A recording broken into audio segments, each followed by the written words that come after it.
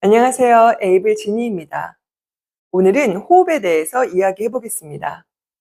많은 분들이 호흡을 어려워하고 이런 질문들을 합니다. 호흡이 너무 짧아요. 숨을 쉬면 자꾸 갈비뼈가 들려요. 숨을 쉬려고 하면 답답해요. 운동하다 보면 어느새 숨을 참고 있어요. 이런 고민 한 번쯤은 해보셨을 겁니다. 그런데 여러분은 호흡이 무엇이라고 생각하시나요? 대부분은 공기를 들이마시고 내쉬는 것이라고 생각합니다. 물론 맞는 이야기입니다. 하지만 우리 몸에서 호흡은 단순히 폐로 공기를 넣고 빼는 과정이 아닙니다. 호흡은 갈비뼈와 척추, 횡격막, 복부, 골반저근, 그리고 신경계가 함께 만들어내는 몸 전체의 움직임입니다. 우리는 하루 약 2만 번 숨을 쉰다고 합니다. 다시 말하면 하루에도 약 2만 번 몸은 움직일 기회를 갖는 것이죠. 그래서 저는 호흡을 단순한 호흡 기능이 아니라 지금 내 몸의 상태를 가장 잘 보여주는 움직임이라고 생각합니다. 오늘은 호흡할 때 몸에서는 어떤 일이 일어나는지, 또 왜 호흡이 어려워지는지, 그리고 어떻게 하면 몸이 다시 자연스럽게 숨 쉴 수 있는지 함께 알아보겠습니다. 숨을 들이마시면 몸 안에서는 여러 변화가 동시에 일어납니다. 갈비뼈는 앞과 옆, 뒤까지 입체적으로 넓어지고 횡격막은 아래로 내려갑니다. 그 변화에 맞추어 복부와 골반저근은 부드럽게 길어지고 척추 역시 아주 미세하게 공간이 생기면서 몸통 전체가 하나의 구조처럼 사방으로 부드럽게 움직입니다. 반대로 숨을 내쉬면 갈비뼈는 자연스럽게 모이고 또 횡격막은 다시 올라오고 몸통 안의 압력도 자연스럽게 줄어들면서 몸은 다시 원래의 상태로 돌아옵니다. 호흡은 이렇게 들이마시고 내쉬는 과정 속에서 몸 전체가 끊임없이 협력하는 입체적인 움직임입니다. 마치 우산이 펼쳐졌다가 다시 접히는 모습과 비슷하죠. 우산은 모든 우산살이 함께 움직여야 자연스럽게 펼쳐지고 접히는 것처럼 우리 몸도 갈비뼈와 척추, 횡격막, 복부, 골반저근이 서로 협력할 때 호흡이 가장 자연스럽게 이루어집니다. 하지만 우산살 하나가 접혀 있으면 우산이 한쪽으로 찌그러지듯 몸도 어느 한 부분의 움직임이 제한되면 다른 곳이 대신 과하게 움직이게 됩니다. 그래서 어떤 사람은 가슴만 들리고 또 어떤 사람은 배만 앞으로 나오고 또 어떤 사람은 어깨부터 먼저 올라갑니다. 결국 호흡은 횡격막 하나가 아니라 몸 전체가 함께 만들어내는 협력의 결과입니다. 그렇다면 이 모든 움직임의 중심에는 무엇이 있을까요? 이 움직임의 중심에는 횡격막이 있습니다. 횡격막은 갈비뼈와 복부, 골반저근의 움직임을 연결하고 또 호흡의 리듬을 만들어내는 중심적인 근육이자 동시에 몸통의 안정성을 조절하는 중요한 근육입니다. 우리의 몸통은 마치 물이 담긴 풍선과 비슷합니다. 풍선 안은 장기와 수분으로 채워져 있고 위쪽에서는 횡격막, 아래쪽에는 골반저근, 주변은 복행근을 비롯한 복부 근육, 뒤쪽은 척추와 다혈근이 감싸고 있습니다. 횡격막이 아래로 내려오면 풍선 안의 압력이 한쪽으로 몰리지 않고 사방으로 고르게 퍼지듯이 몸통 안의 압력도 앞과 옆, 뒤, 아래로 자연스럽게 분산됩니다. 반대로 숨을 내쉬면 횡격막은 다시 올라오고 갈비뼈와 복부도 자연스럽게 원래의 상태로 돌아옵니다. 그래서 횡격막은 단순히 숨만 쉬게 하는 근육이 아니라 몸 전체의 호흡 리듬을 만들어내는 중심축이라고 할 수 있습니다. 하지만 우리는 횡격막을 직접 느끼거나 움직일 수는 없습니다.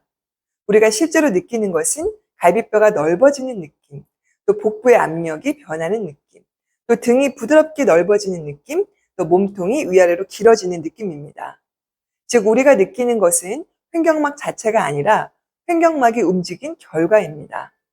그래서 횡격막을 억지로 움직이려고 하기보다는 몸통이 편안하게 움직일 수 있는 환경을 만들어주는 것이 더 중요합니다. 그렇다면 왜 이런 움직임이 점점 어려워지는 걸까요? 호흡이 어려운 이유는 대부분의 폐의 문제가 아니라 몸 전체의 움직임과 신경계의 변화 때문인 경우가 더 많습니다. 먼저 몸통의 정렬이 중요합니다. 갈비뼈가 앞으로 들려 있거나 골반이 과하게 기울어져 있으면 횡격막은 편안하게 움직이기 어렵습니다. 반대로 몸이 지나치게 구부정하게 말려 있어도 횡격막이 움직일 공간은 줄어듭니다. 즉, 갈비뼈와 골반의 위치가 달라지면 횡격막이 움직일 수 있는 환경도 함께 달라집니다. 갈비뼈 사이 근육, 즉 늑간근이 긴장하거나 견갑골, 가슴 근육, 흉추가 굳어 있으면 갈비뼈는 앞과 옆, 뒤로 입체적으로 움직이기 어려워지고 또 몸은 부족한 움직임을 대신하기 위해서 목과 어깨를 더 많이 사용하게 됩니다. 또 머리와 목의 위치도 호흡에 영향을 줍니다. 머리가 앞으로 빠져 있거나 목과 어깨가 긴장되어 있으면 사각근이나 흉쇄 유돌근 같은 보조호흡근을 더 많이 사용하게 됩니다. 그러면 숨을 들이마실 때 갈비뼈보다 목과 어깨가 먼저 움직이는 패턴이 만들어질 수 있습니다.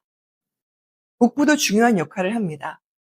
횡격막이 내려올 때 복부는 몸통 안의 압력을 자연스럽게 받아들여야 합니다. 하지만 배를 계속 집어넣는 습관을 갖고 있거나 몸통을 과하게 고정하면 압력은 고르게 퍼지지 못하고 호흡은 가슴 위쪽으로 몰릴 수 있습니다. 반대로 복부의 탄력이 너무 떨어져 있어도 몸통 안의 압력을 안정적으로 조절하기 어렵습니다. 하지만 결국 가장 중요한 것은 신경계입니다. 스트레스와 불안, 통증이 계속되면 뇌는 몸을 보호하기 위해서 몸통을 단단히 고정하는 전략을 선택합니다. 마치 몸통에 갑옷을 입히는 것처럼 말이죠. 그러면 호흡은 짧아지고 몸은 점점 단단해집니다. 이런 패턴이 반복되면 뇌는 그것을 가장 익숙하고 안전한 호흡으로 기억하게 됩니다. 그래서 숨이 짧아지는 것은 몸이 선택한 하나의 보호 전략일 수도 있습니다. 그리고 많은 분들이 놓치는 것이 하나 있습니다. 회원분들이 가장 많이 하시는 말은 숨을 들이마시기가 답답해요 입니다. 하지만 실제로는 들이마시는 것보다 충분히 내쉬지 못하는 경우가 훨씬 많습니다.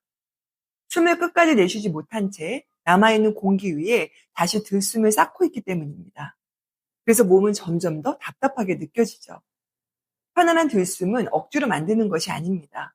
숨을 충분히 내쉬면 몸은 자연스럽게 새로운 공기를 필요로 하고 다음 들숨은 애쓰지 않아도 저절로 들어옵니다.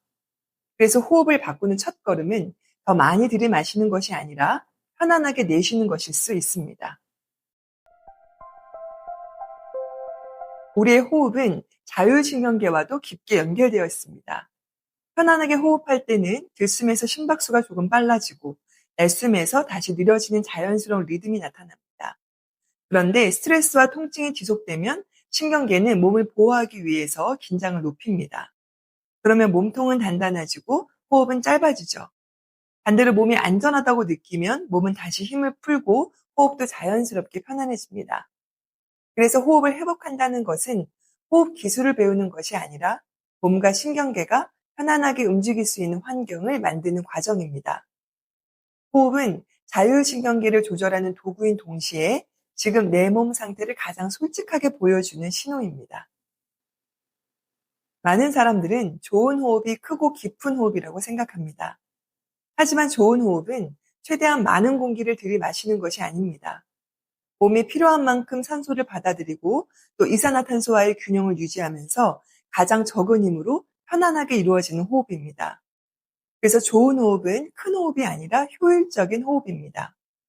몸이 자유롭게 움직이고 신경계가 안전하다고 느낄 때 호흡은 자연스럽게 따라옵니다. 몸이 바뀌면 호흡이 바뀌고 호흡이 바뀌면 움직임이 바뀌고 결국 우리의 몸도 조금씩 달라지기 시작합니다. 좋은 호흡을 만들려고 애쓰기보다 몸이 숨쉬기 좋은 환경을 만들어 보세요. 호흡은 기술이 아니라 몸의 상태를 반영하는 결과이기 때문입니다. 다음 영상에서는 오늘 이야기한 내용을 바탕으로 갈비뼈와 척추, 횡격막이 다시 자연스럽게 움직일 수 있도록 돕는 움직임 루틴을 함께 해보겠습니다. 오늘 영상이 도움이 되셨다면 좋아요, 구독 함께 해주세요. 다음에도 건강한 움직임으로 찾아뵙겠습니다. 감사합니다. 안녕.